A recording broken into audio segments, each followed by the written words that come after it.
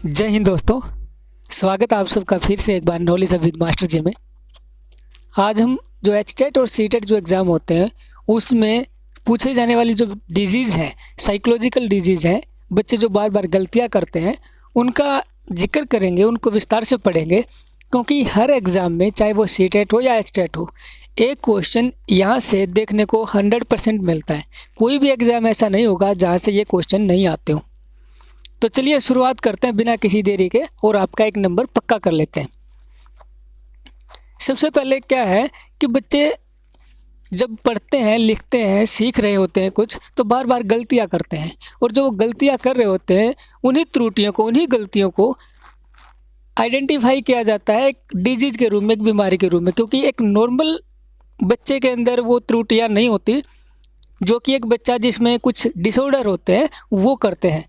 तो एक उन्हीं की आज डिस्कस करेंगे कि वो जो डिसऑर्डर्स होते हैं वो कौन कौन से होते हैं। उन गलतियों को हमने अलग अलग भागों में बांटा है। जैसे एक होता है पढ़ने से संबंधित अक्षमता, यानी कि जब बच्चा पढ़ रहा होता है और उसे पढ़ने में कोई समस्या आती है तो वो उसमें कौन सी उसकी डिसऑर्डर होता है, बीमारी होती है, रीडिंग प्रॉब्लम में। कहता कई बार बच्चे जब पढ़ते समय त्रुटियाँ करते हैं, गलती करते हैं, तो वो शब्दों को पढ़ते समय जो त्रुटियाँ कर देते हैं, जैसे कि राम को मरा पढ़ना, राम है उसको उल्टा पढ़ेंगे, राम की बजाय मरा हुआ उसको मरा पढ़ेंगे, सा है उसको वाज पढ़ेंगे। इस तरह की जो गलतियाँ की जाती है पढ़ते समय, ये एक स्पेशल डिसऑर्डर के कारण होती है, एक बीमारी के कारण होती है। पढ़ते समय जो भी बच्चे एक प्रॉब्लम होती है, बीमारी होती है, वो दो बीमारियाँ आती है, दो डिसऑर्डर रहते हैं। एक होता है एलेक्सिया और दूसरा होता है डिसलेक्सिया। सबसे पहले हम देखते हैं कि एलेक्सिया क्या होता है, इस बीमारी में क्या इसके लक्षण होते हैं। एलेक्सिया जो होता है कि वो जन्मजात बीमारी नहीं होती, जन्म से ही ये बीमारी नहीं होती किसी बच्चे को।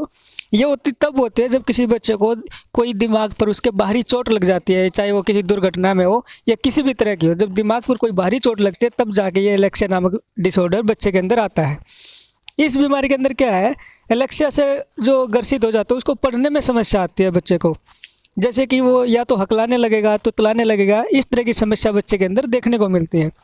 और जो एलेक्सिया उन शब्दों को पहचानने की क्षमता का नुकसान होता है, यानी कि जब एलेक्सिया होता है तो ऐसे शब्द बच्चे को पहचान में नहीं आते, उनमें प्रॉब्लम आती है जिन्हें आप एक बार पढ़ सकते थे, यानी पहले आप उनको पढ़ सकते थे लेकिन अभी वो आपकी पहचान में नहीं आ रहे हैं, पढ़ने में आपको समस्या हो रही है।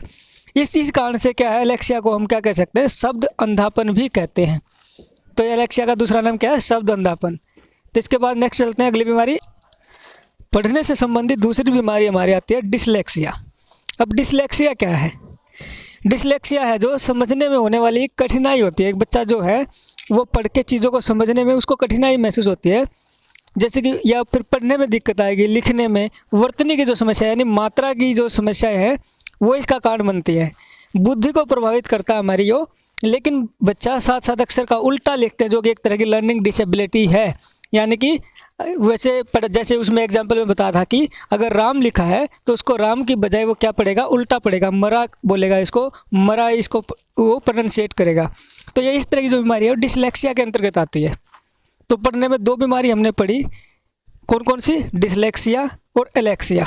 ये दो बीमारी हमारी पढ़ने की समस्याओं में है। नेक्स्ट आगे चलते हैं। फिर नेक्स्ट है लिखने संबंधी अक्षमता, यानी कि बच्चा अगर लिखने में कोई चीज़ें प्रॉब्लम फेस कर रहा है, किसी तरह की समस्या आ रही है, तो उसमें बच्चे को कौन कौन सी बीमारियों के जो चांसेस रहते हैं हो सकती हैं बीमारियाँ। कहता है डिस्प्रेक्सिया, डिस्ग्राफिया, एप्रेक्सिया और एग्राफिया। ये चार बीमारी मेनली होती हैं, और जिसमें से जो डिस्ग्राफिया बीमारी है इसको खेल विधि के द्वारा ठीक किया जा सकता है। अभी थोड़ा सा इनके बारे में डिटेल से लेते हैं। अगर हम बात करें डिस्प्रेक्सिया की, डिस्प्रेक्सिया क्या है, एक दिमाग की बीमारी है, यानी कि न्यूरोलॉजिकल प्रॉब्लम है, एक ये तंत्रिका तंत्र की प्रॉब्लम है। और इसमें क्या होता है, इसमें कोई ये नहीं है कि इंटेलिजेंस लेवल कम हो जाता है, बच्चे को याद नहीं रहता या भूलता है, इस तरह की बीमारी नहीं होती। इसमें प्रॉब्लम होती है बच्चे को मूवमेंट और जो कोऑर्डिनेशन से रिलेटेड जो भी चीज़ें बच्चा करता है उसमें प्रॉब्लम होगी। यानी कि जैसे हाथ पैर हिलाना, अगर बच्चा हिला रहा है तो उसमें क्या है, हाथों की मूवमेंट है, पैरों की मूवमेंट है। और अगर कुछ जैसे हम गाड़ी चला रहे हैं, गाड़ी चलाते समय हाथ और पैरों की जो हमें कोऑर्डिनेट एक संबंध बना के रखना होता है, तालमेल बना के रखना होता है हाथ पैरों में। तो जो जहाँ भी कोऑर्डिनेशन की इस तरह की बात होती है, तालमेल बनाने की बात होगी, वहाँ पे उस बच्चे को प्रॉब्लम होगी। तो मेनली ये कोऑर्डिनेशन को इफेक्ट करता है। जैसे कि लिखते समय भी क्या है, छोटी छोटी वस्तुओं का यूज करते समय ये सब चीज़ें उसको फेस होंगी, प्रॉब्लम फेस होगी डिस्प्रेक्सिया के अंदर। यानी कि बच्चा अगर लिख रहा है तो उसमें उसको प्रॉब्लम आएगी, क्योंकि उसको क्या है अपनी उंगलियों के साथ और कलम के साथ अपना तालमेल बनाना होता है, तो उस कोऑर्डिनेशन में उसको प्रॉब्लम आएगी। तो उसके बाद नेक्स्ट जो हमारी डिजीज़ होती है इसके अंतर्गत वो आती है डिस्ग्राफिया। डिस्ग्राफिया में क्या है, डिस्ग्राफिया में बच्चा ठीक से लिख नहीं पाता। और इसके लक्षण क्या क्या आएंगे डिस्ग्राफिया के अंतर्गत, इसमें क्या है अनियमित अक्षर आकार। और इसमें अनियमित अक्षर आकार यानी कि बच्चा जो अक्षर हैं कभी छोटे लिखेगा कभी बड़े लिखेगा। जो हम लिखते हैं लाइन में वो एक समान अक्षर लिखते जाते हैं, लेकिन बच्चे जब जिसको ये डिजीज़ होगी, बीमारी होगी, वो एक समान अक्षर न लिख के कभी छोटे अक्षर लिखने लगेगा तो कभी बड़े अक्षर लिखने लग जाएगा। वो अत्यधिक मिटाना यानी कि बार बार वो उसको रब करेगा, मिस्टेक बहुत ज़्यादा करेगा लिखते समय और बार बार उसको इरेज करने की कोशिश करेगा। लिखावट क्षमताएं जो वर्तनी और लिखित रचना में हस्तक्षेप करते हैं, यानी कि उसमें लिखावट के समय जो मात्राओं से संबंधित लिखते समय इस तरह की जो प्रॉब्लम आएंगी उस बच्चा उनको फेस करेगा। वर्तनी से संबंधित भी समस्याएं, उसको मात्राओं से संबंधित समस्याएं भी फेस करनी पड़ेंगी। और जो अक्षरों का आकार, अधूरा अक्षर, अभी जो बताया, जैसे कई बार क्या होता है, जैसे हम कोई वर्ड लिख रहे हैं उसमें इंग्लिश के जैसे वर्ड लिखते हैं तो फर्स्ट अक्षर कई बार कैपिटल लिखते हैं, कई बार उसको ब्लॉक लेटर में लिखते हैं, तो उस तरह की जो प्रॉब्लम हमें फेस करनी पड़ती है। तो बच्चा वो चीज़ नहीं कर पाता इसमें कि यहाँ स्मॉल अक्षर आएगा या कैपिटल लेटर आएगा, और कई बार अक्षरों को वो अधूरा छोड़ देता है, कंप्लीट वो अक्षर नहीं लिख पाता। तो ये बच्चों को इस तरह की प्रॉब्लम फेस करनी पड़ती है किसमें, डिस्ग्राफिया के अंतर्गत। चलिए नेक्स्ट पे चलते हैं।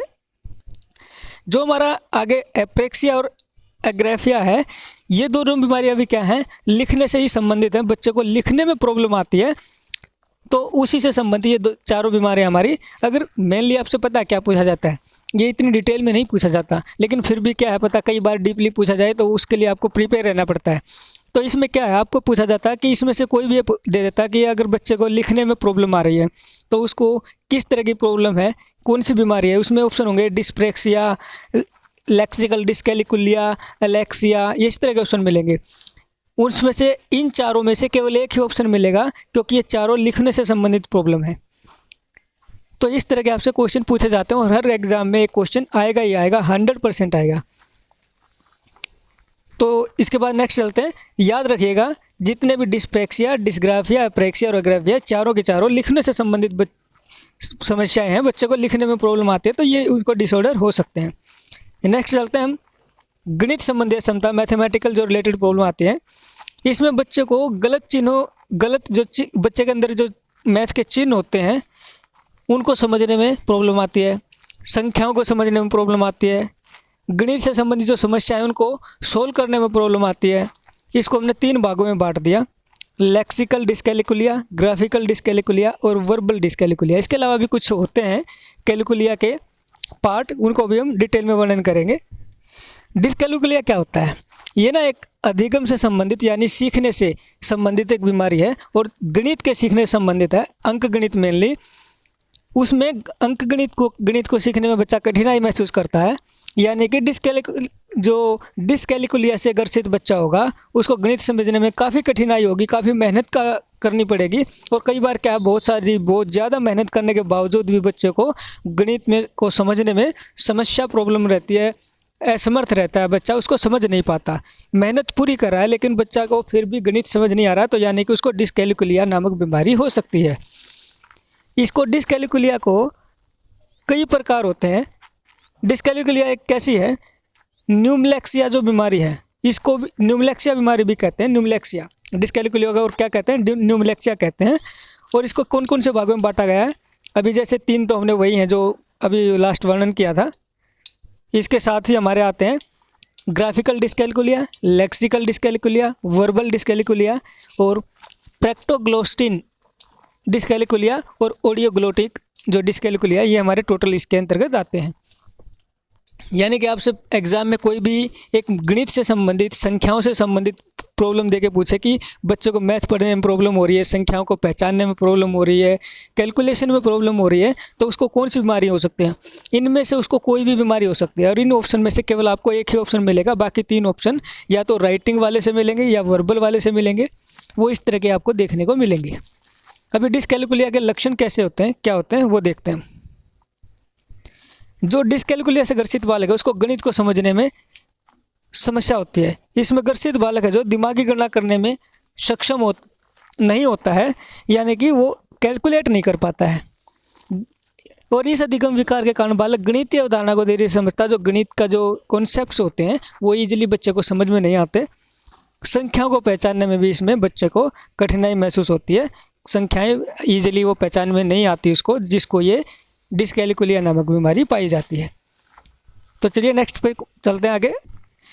इसके बाद नेक्स्ट जो हमारा आता है वो होता है मौखिक, वर्बल रूप से जो प्रॉब्लम बच्चा फेस करता है, इस तरह की चीज़ें फेस करता है। तो उसमें कौन कौन सी बीमारियाँ हो सकते हैं? जब बच्चे को वर्बली मौखिक रूप में कोई प्रॉब्लम आती है तो उसको 2 बीमारियाँ हो सकती हैं, एफेजिया और डिस्फेजिया। यानी कि एफेजिया और डिस्फेजिया क्या होते हैं? एफेजिया के अंतर्गत क्या होता है कि एफेजिया कैसी बीमारी है? एक दिमाग की बीमारी है, ये भी दिमाग में होने वाला डिसऑर्डर है। और इसमें बच्चा क्या है, संवाद करना यानी कम्युनिकेशन की जो क्षमता है वो खो देता है। उससे बच्चे को बोलने में, लिखने में और भाषा को जो समझने की क्षमता है उस पर असर पड़ता है।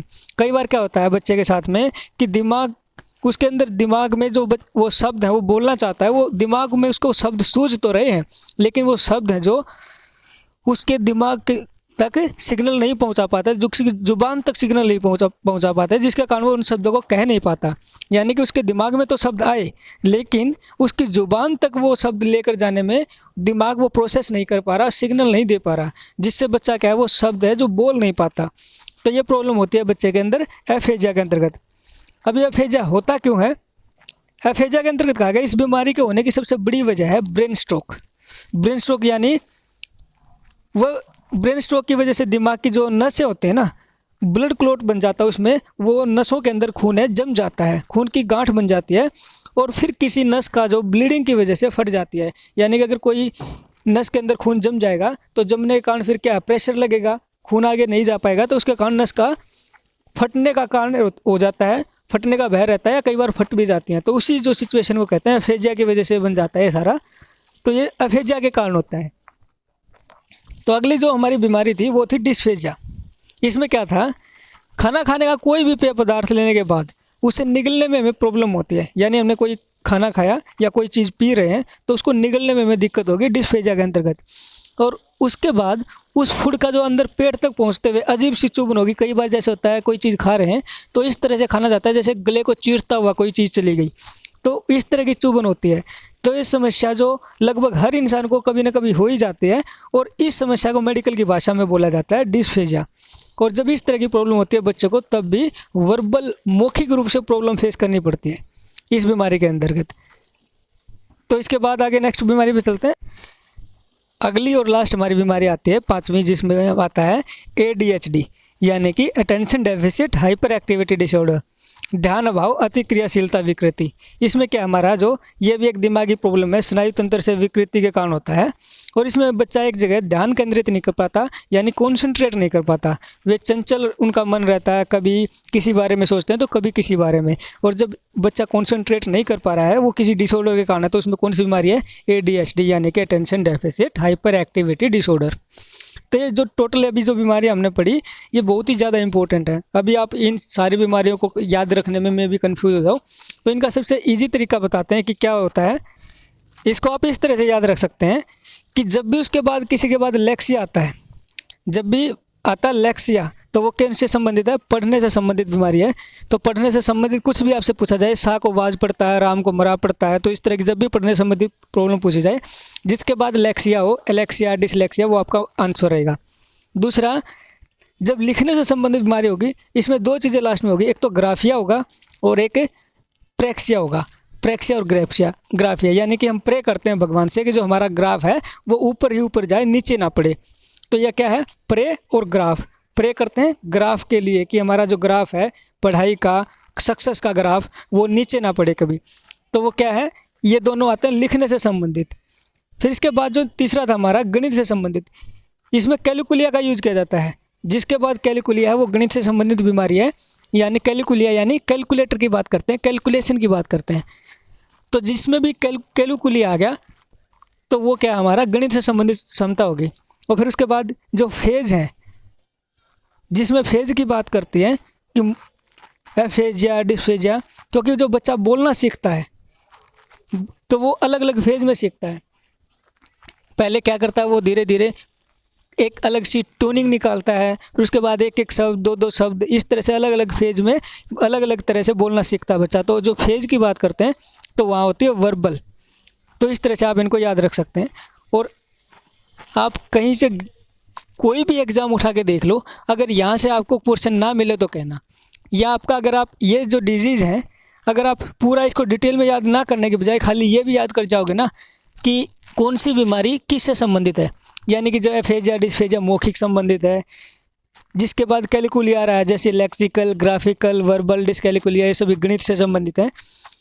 और हमारी जो डिस्ग्राफिया, डिस और एग्राफिया, एप्रेक्सिया, डिस्प्रेक्सिया, ये सब भी लिखने से संबंधित है। तो ये भी याद कर लोगे ना, उसमें भी आपका एक नंबर 100% कन्फर्म हो जाएगा।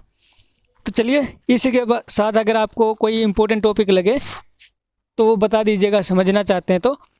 और अगर कोई इससे रिलेटेड ऐसा क्वेश्चन मुझ में कोई होगा टॉपिक तो मैं आपको अवेलेबल करवा दूंगा वो चीज़। तो चलिए, इसी के साथ मिलते हैं नेक्स्ट वीडियो में।